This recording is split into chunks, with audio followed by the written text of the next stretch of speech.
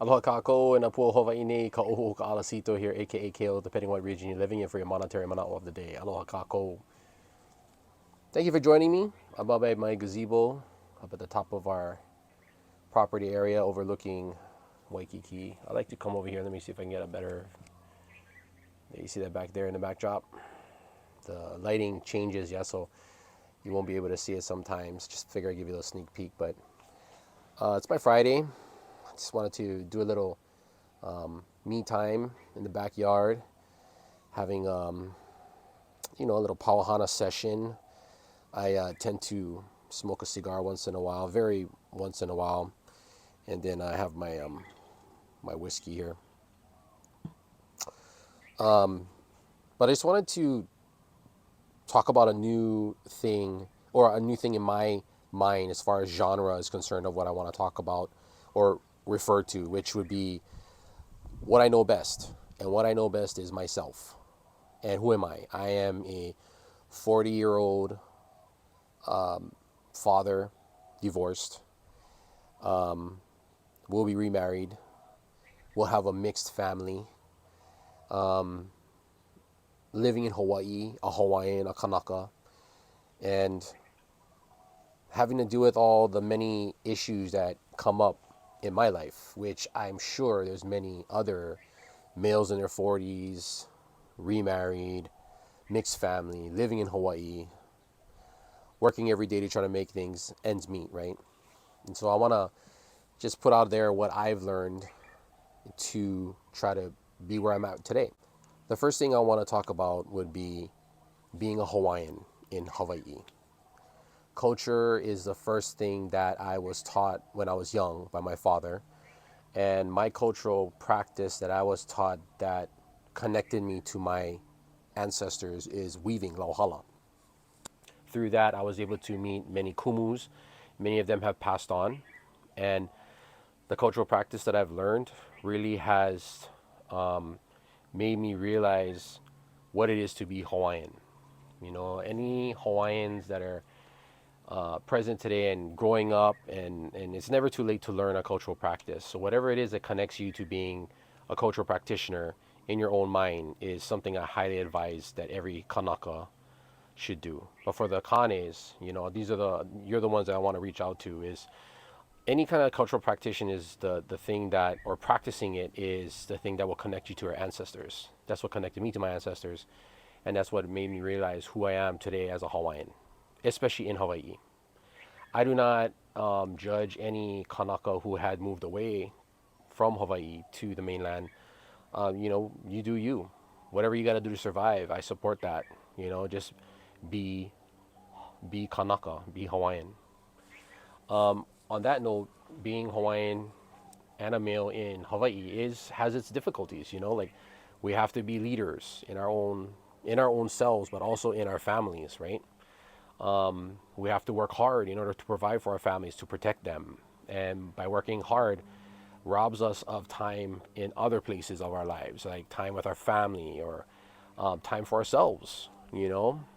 And also being a Kane in Hawaii, I don't know where this stereotype comes from, where we got to be hard all the time, or we got to be warriors all the time, or whatnot. Like, but not allow us to have hina in our lives, or the feminine side in our lives, which is to, in my mind, is to show your emotions. You know what I mean? Like, not emotion of anger only, but also emotion of caring, of being vulnerable, of wanting to talk to others about your issues in your life, like how hardships are and whatnot.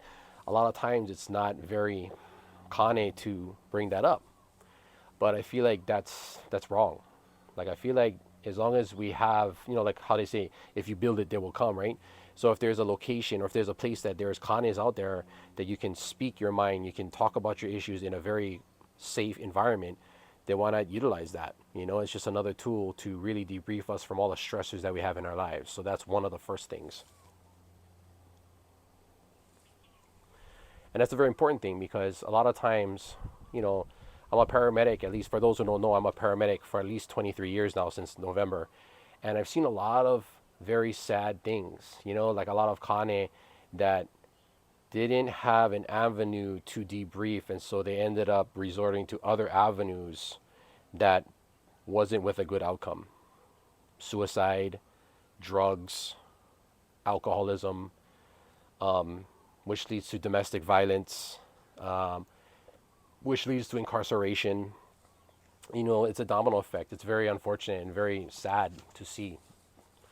So knowing that there's a place where us Kane can be comfortable to talk to other Kanes about that, like Kyola Chan, he puts on Aha Kane. If you don't know about that, look it up. It's very suited for Kane to be in a space to be Kane. So I would suggest to look that up. But that's one of the first things is accepting the hardships of being a Kane in a leadership role, in a protective role, in a supportive role, in an encouraging role, in strong roles in Hawaii, surviving in Hawaii. That's one thing. Number two, after culture is all about finances. Like everybody talks about being priced out of Hawaii. Everybody talks about, cost of living, inflation, everything is getting more expensive, gas, food, all that stuff. Well, if that's one of the main things, then why aren't we talking more about finances? You know?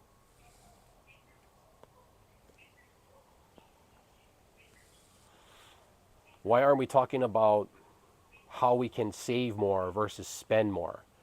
Or why aren't we talking about how we can save more versus having to work more? Like if a lot of people, when I hear them, and some of my clients too, they're like, oh, it's hard to make ends meet. I got to work more. Well, what if we took a step back and looked at your finances and see where you're spending? If you didn't have a lot of expenses and you lived below your means, then you wouldn't have to work another job, 2, 3 jobs to make ends meet.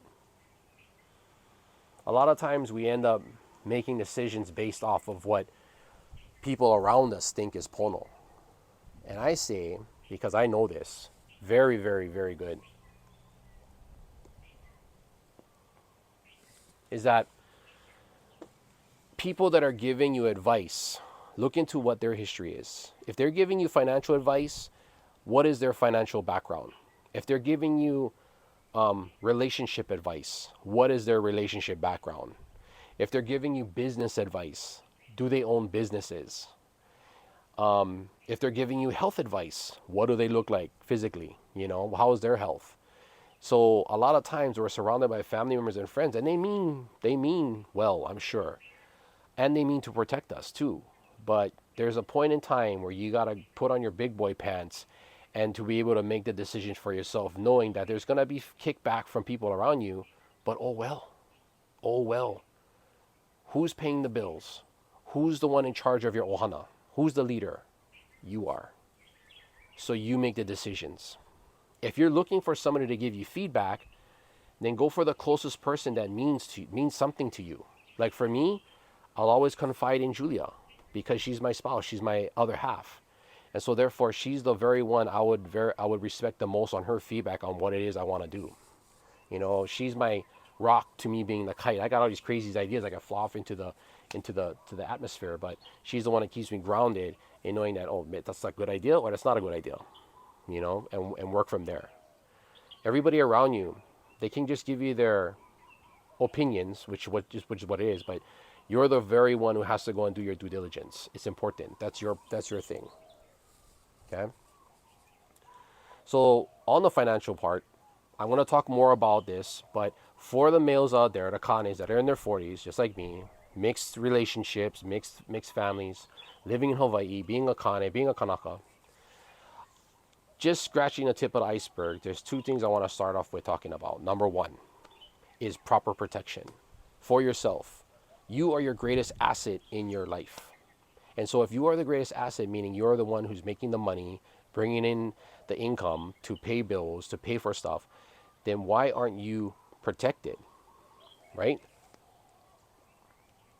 How many of you have vehicles and you care for that vehicle? You put car insurance on it, right? You have a house or you have a place you're renting. You have renter's insurance because just in case there's a fire or just in case there's a flood, The insurance will take care of that. You have your phones. You put insurance on your phones just in case something breaks, because it's easy to fix. You don't have to pay an arm and a leg right off the bat in order to fix it. So why don't you have insurance on yourself? If something goes to happen to you where you get injured or you get sick and you can't work, get an income, or, God forbid, you pass away prematurely, will your kids be protected? Will your spouse be protected? Will all of your debts be covered? Will your house be covered? Will they be protected? Something to think about. Life insurance. It's important. Okay? Number 2, managing your debts. Okay? Knowing what your debts are, tallying it all up, making sure that you live below your means, not putting yourself into a position where you're leveraging yourself up to the brim and you can't pay it off, and now you're stuck in all this debt it's going to take you years upon years to pay off. Yeah, okay, going into this credit card payment or going on your vacation or paying for this truck or whatever, oh yeah, I can pay off this little drips monthly for 5 years. I mean, you're practically paying double, if not triple, for something that it's gonna like lose its value in a way faster time than it's worth. These are the kind of things that we need to talk about as kane. Like, I know there's also that YOLO, the you only live once mentality and stuff, but what are you thinking? Like, you're gonna pass away in the next 10 years, so therefore you're gonna live like you're not gonna live tomorrow? And nowadays, being in the medical field, like, do you think you're just gonna pass away super fast? Like, what if you suffer a heart attack or a stroke? I've seen patients who live at least 20 years after having a heart attack and a stroke, and now they don't have their normal life anymore. They cannot walk, they cannot talk, they're bedridden, and now they're pulling their family members away from their lives in order to take care of them. I mean, that's selfish. That's not pono. Like, we shouldn't set our families up to be like that. We should take care of ourselves. Me personally, I believe that we need to take care of ourselves. We need to take care of ourselves first.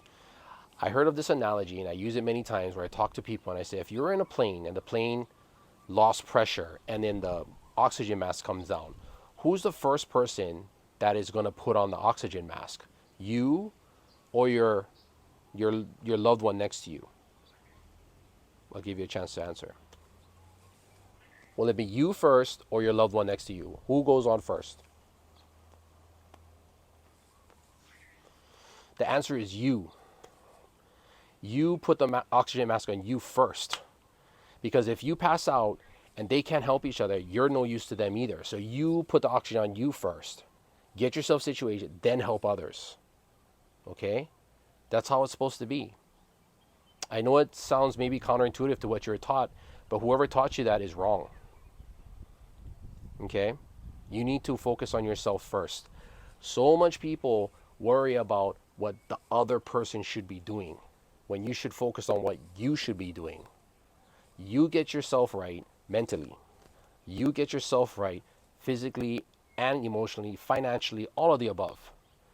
And then when you can do that, you're not only going to create new habits and continue it because you're seeing results, but you're going to also inspire others to do it too, right? How many times you seen somebody who's like lost choke weight, or how many times you see somebody that like, I guess physical is the most tangible thing you can see. When you see that change, you're like, wow. You're like, how did you do that? Like, what did you do? Like, there must be some crazy pill that you took that changed it. No, it's just good old fashioned discipline, hard work, creating new habits, and then just persistency the whole way. Just keep doing it, right? That's the simple part of it. But people don't want to deal with that because it's hard work. People don't want hard work. It's like, I got to do hard work at work and then hard work at home. I don't want to do that. I want to do something simple. But that's the secret right there. It's just hard work, you know? But here's a kicker to it.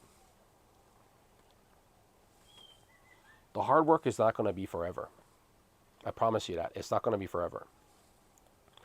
Once you start getting the discipline down, once you start monitoring your stuff, once you start writing down the things that you did and the things you didn't do, so that way you know not to do it again, then you're practically fine tuning your process, and it's gonna get easier and easier along the way.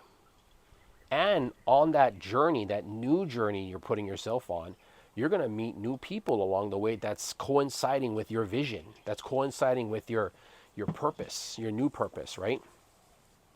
You're practically pivoting your family's genealogy. Like if your family line is going like this the whole time and there's no production from it, you can be the one that gives it a little beep, and now look, everything is going in this direction. You just created a pivot that changes from you on in a whole new route. You're the captain of your ship. You need to start acting like it. Being a victim and blaming others, that's there's no good results that come from that. There's nothing that comes from that.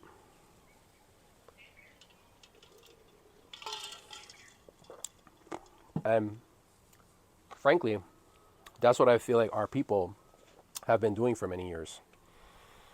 As Hawaiians, I've been in that realm of protesting, sign waving, vigils, roadblocks. What else? Like, you know, learning Aloha Hawai'i, getting dirty in the lo'i, weaving. Like I've done it since I was a child, and in my own mind, what are our results? What results do we have? Like the only change that I've seen was that more of our people are no longer living in Hawaii anymore. They moved to the mainland because it's getting worse, but it's getting worse across the whole world as far as finances are concerned, right? We're talking about inflation or whatever. So what we also need to do is stop focusing on things we can't control and start focusing on the things we can control. It's hard to control things outside of ourselves, but it's real easy to control the things inside of ourselves. We can control what we worry about. We can control what we think. We can control what we do with our bodies.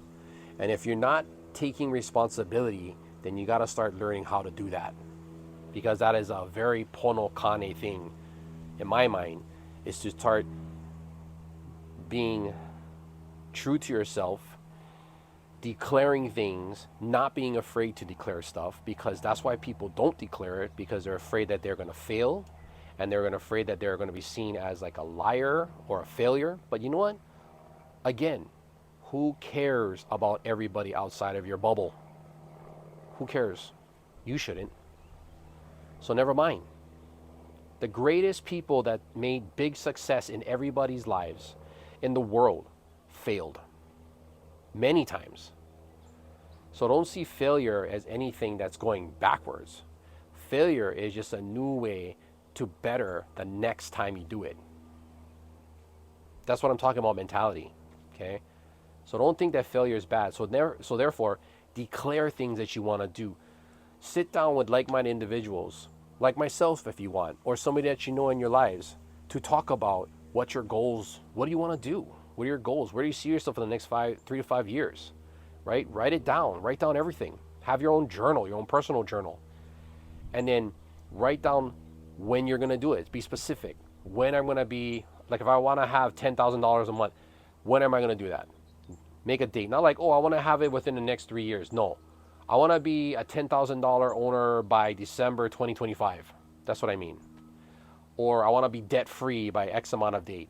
Or I want to lose X amount of pounds by this much amount of dates. Or I want to, whatever the case may be. The idea is that goals are important. Got to create a goal. Write down your process of how to do that. And then the most important thing is to execute, is to make that goal happen.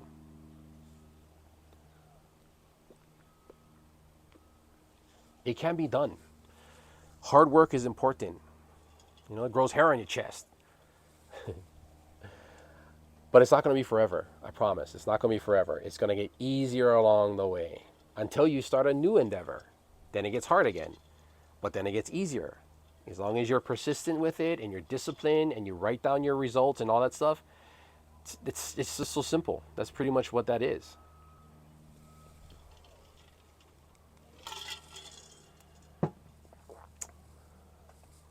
So I'm going to end this off over here.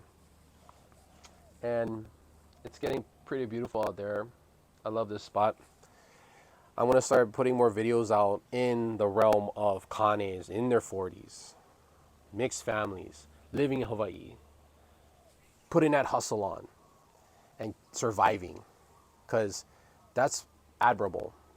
I really, really love hearing stories like that of kanes that are making it happen for themselves and for the ones that they love. Okay, what kind of goal will you set for yourself for the next couple of days? Come up with a goal. Write it down. That's your homework. Then, when you want to go a little bit further, put a date to when you're going to have that goal done. Okay, that's your starting point. From there, write down processes of how you're going to be able to accomplish that goal. And don't be afraid of failure. Failure is good. Failure is great. The best people failed. Anybody that you admire, anybody that you quote their names or quote their stuff, they failed. I guarantee you they did. More than once, more than twice. So don't be afraid of failure. Okay? Be proud of what you do, because your family's watching you. I promise. And even if they think that you're a failure too, never mind that. Just keep pushing on. Keep pushing, because you're worth it. I'm Ka'ohu Ka'alasito, aka Kale, depending on what region you're living in, for your monetary mana'o of the day. I look forward to seeing you guys again in the future. Aloha.